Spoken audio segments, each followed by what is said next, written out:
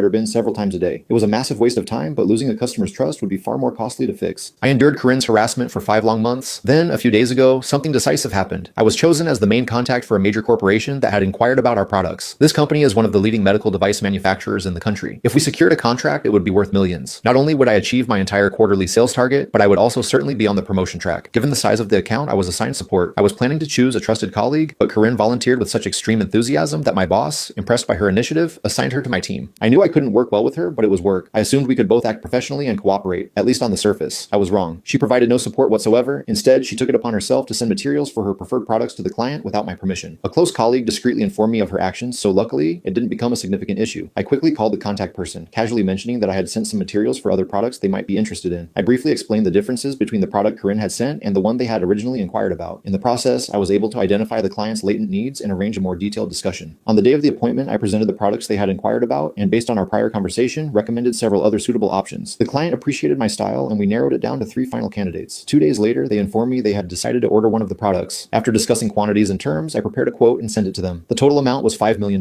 Corinne was wide-eyed when she heard the news. Wow, that's a huge deal. I guess they went with the product I sent the materials for, right? Let me see the quote. She smirked and snatched the estimate I had created. Her smile froze as she read it. The chosen product was not one she had promoted. Corinne, could you book our flights? I asked. We're scheduled for a direct meeting with the client in 2 weeks. Let's go together. When I suggested this, she immediately broke into a grin. I thought she had finally calmed down and felt a wave of relief. But on the day of the meeting, I was left stranded at the airport. The meeting was scheduled for 1 p.m. I planned to meet Corinne at the airport an hour before our flight, but when the agreed upon time came, she was a no-show. I was supposed to get my ticket from her. 10 minutes passed, then 15. I tried calling her repeatedly, but she didn't answer. I started to worry that something had happened to her. As concerned as I was also worried about missing the flight. I rushed to the counter, explained the situation, and asked if I could still board. That's when I discovered the shocking truth. My ticket had never been reserved. Only Corinne's was. With a pale face, I called her again. This time she picked up. Sorry, I was busy with the boarding process, she said nonchalantly. I confronted her immediately. Corinne, they said there's no reservation under my name for this flight. What's going on? In my panic and anger, my voice rose, but Corinne just laughed, clearly enjoying herself. Today is a $5 million deal. Should I bring the dead weight along? Her words made my mind go blank. Then the call ended and her phone was turned off. But as I said, there's something Corinne doesn't know. The CEO of the client company is my brother, Kalen. I put myself on the standby list for the next flight and called him. The next 2 flights were fully booked, leaving me stranded. It was 1 p.m., the time of the meeting. Not even 15 minutes had passed when my phone rang. The caller ID displayed Corinne's name. Suppressing my laughter, I answered. Hello? Where are you right now? She demanded.